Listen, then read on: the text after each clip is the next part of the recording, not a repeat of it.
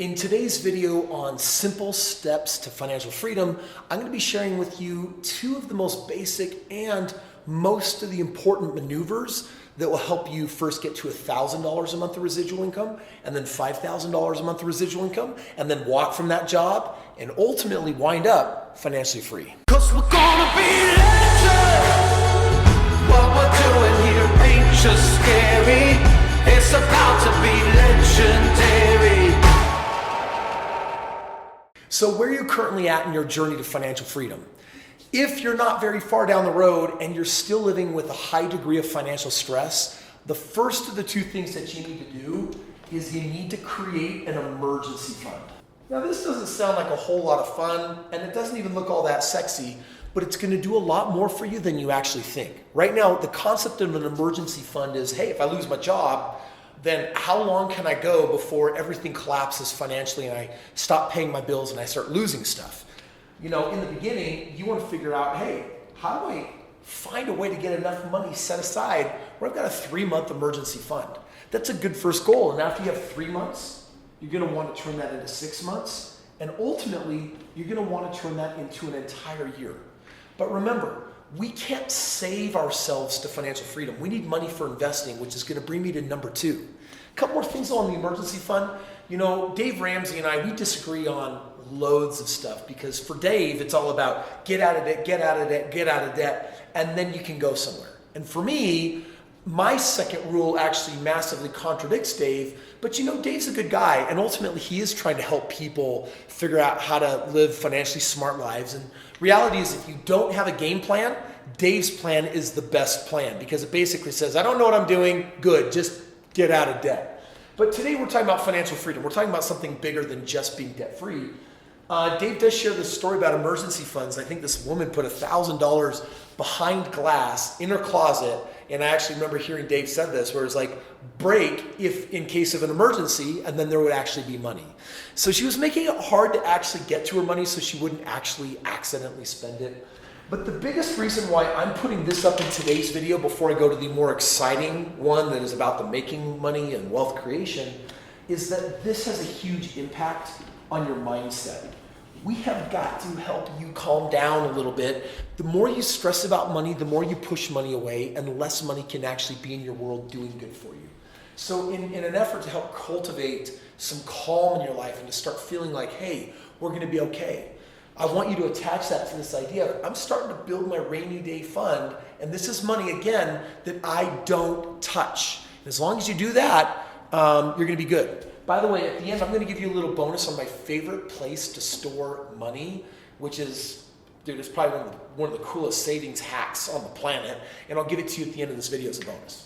Okay, on to number 2.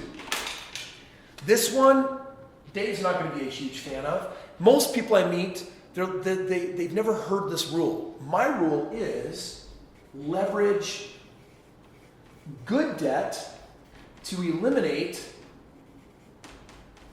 bad debt. And more than just bad debt, we're going to use it plus build wealth. Okay? So if you were to say, okay, Kris, you are in a race to create wealth. Dave Ramsey, you're in a race to create wealth. Dave would say, well, we're going to get out of debt and then we're going to build wealth. And I'm going to say, start building wealth now and let your wealth eliminate your debt. Because the reality is that when you work a job, if you're a great saver, like, check out the average person, like the average amount of student loan debt that someone has, or the average amount of credit card debt, or I want to get my car paid off, or I want to pay off my house. That is a multi-decade long journey just to get debt free. And when you're debt free, you can't retire. You still need income, which is why for me, what I'm really looking at doing is building a residual income. And I want to help you know how to get to that first $1,000 of residual, and then $5,000 of residual, and then walk from that job. And here's what it looks like. You've got to take what money you got, and instead of throwing it at debt, you want some to go in an emergency fund, and you want to throw the rest. If you got bad debt, then instead of using your money to pay it off, use your money and put it towards a good debt. So what that looks like is, for example, you know me, I'm really keen on real estate investment. I also do alternative investments. I've got my own financial planning company, for heaven's sakes. But real estate is my tried and proven way of consistently producing 20 to 30% annual returns. By the way, if you don't know how to do that, you can get this book for free. It's in the link below. Straight Path to Real Estate Wealth. It has created so many millionaires. It documents a very simple 4-step system of what you do in your backyard to create loads of wealth. Or you could have someone like my team step in and actually even do it for you.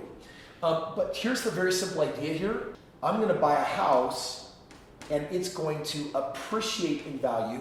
It's going to give me cash flow. It's going to give me tax benefits. And if you do it the right way, following my system, there's no disincentive. So you only win, you only gain while providing a really valuable service to someone in the community. This is a great example of a good debt. You understand that good debt and bad debt are two opposites, right? Good debt is a house that makes you money. Bad debt is a credit card that costs you money. So what we need you to have you do is differentiate in your life between the two of them.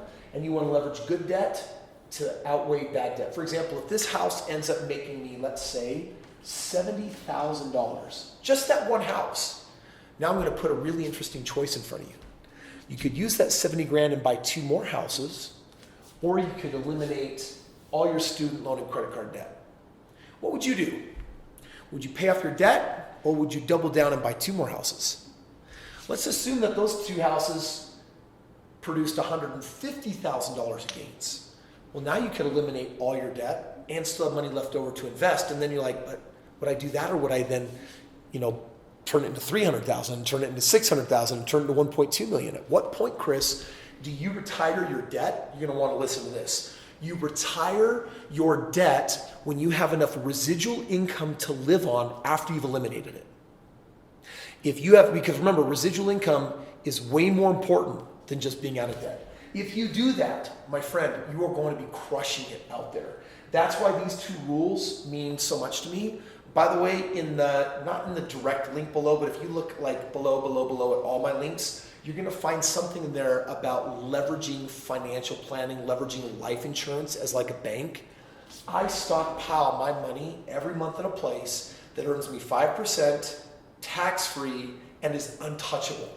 My normal bank can't do that, but I do that with life insurance. So if you scroll below the video, you're actually going to see a link for that. Check that out. For those of you that are saying, okay, Kris, I'll get my emergency fund going, I'll start building this up, but I need to figure out how to buy real estate and I don't got money, then you for sure need more than just this book. You need to own a copy of this. You need to read it. It is a very quick read, but thoroughly and very well written. More important is this book also comes with a no BS consultation from my team to shoot straight and say, all right, how would I buy real estate if I were in your shoes? And if you've got 100 grand in an IRA, they'll show you how to put that in real estate, tax-free and grow and all that cool stuff. If you're saying, I'm actually deeply in debt and I'm check to check, they'll put themselves in your shoes and tell you exactly how to get ahead. And they got a plan for that, because that's exactly how I got to where I am, because I started deeply in debt. So my friends, for simple steps today on building your foundation, becoming financially free, get that emergency fund going, and then leverage yourself into positive assets that eliminate your bad assets. You can do that through real estate investing, which is in the link below to get that book. And I've also told you about the other link where you can have my team set you up your own bank with incredible benefits your local bank will never ever offer to you, so that you can get ahead on an accelerated basis. Thanks so much. Make sure that you are a subscriber, and I'll see you on tomorrow's video.